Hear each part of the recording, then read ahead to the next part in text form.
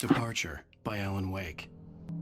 The man turned to face me. His face was covered in shadows. It was hard to make him out in the darkness of the forest that surrounded us, but the axe he lifted was plain to see. It glistened with the blood of his victim. He grinned madly. The shadows were alive, distorting his features. It was a scene from a nightmare, but I was awake. The Taken stood before me. It was impossible to focus on it, as if it stood in a blind spot caused by a brain tumor and eye disease. It was bleeding shadows like ink underwater, like a cloud of blood from a shark bite. I was terrified. I squeezed the flashlight like my life depended on it, willing it to stop coming any closer. Suddenly something gave, and the light seemed to shine brighter. I heard them before I saw them, swooping down from the sky and screeching as they came. I spun around just as the cloud was upon me. For an instant, I stared into 100 dead eyes, black pearls glittering in the darkness. I raised the flashlight and the swarm exploded like fireworks. Feathers burned, turned into ash. I couldn't hear my scream above theirs. At first, I kept finding the pages as if by accident. The book I couldn't remember was either a terrible and true prophecy or an act of creation that had rewritten the world.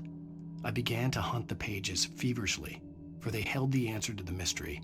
With it, I could save myself. With it, I could save Alice. I stepped into the gas station's garage. It was dark and quiet. The place was a mess. It looked like someone trashed the place or that there'd been some kind of fight. Light spilled into the room through an open door at the back, and I made my way toward it. Without any warning, I was blinded by a bright light. An old portable TV on the shelf had come alive by itself. Impossibly, I could see myself on the screen, talking like a madman.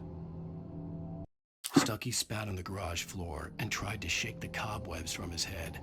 Ever since the couple never showed to pick up the keys, things had been fuzzy. Something, a feeling caught his attention. Stucky looked up and stared as his brain tried in vain to process the horror before him. He stumbled back, knocking over a can of oil. A black pool spread across the floor while he struggled for a brief moment, then let go as the unrelenting darkness engulfed him.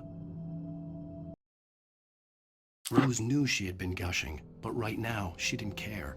As far as she was concerned, her brief meeting with Alan Wake was literally the high point of her life. She watched as he got in the car with his wife. She was pretty, confident, at ease with Wake. Not like Rose. They were perfect for each other. She'd have given anything to be called their friend. Barry Wheeler was bouncing off the walls.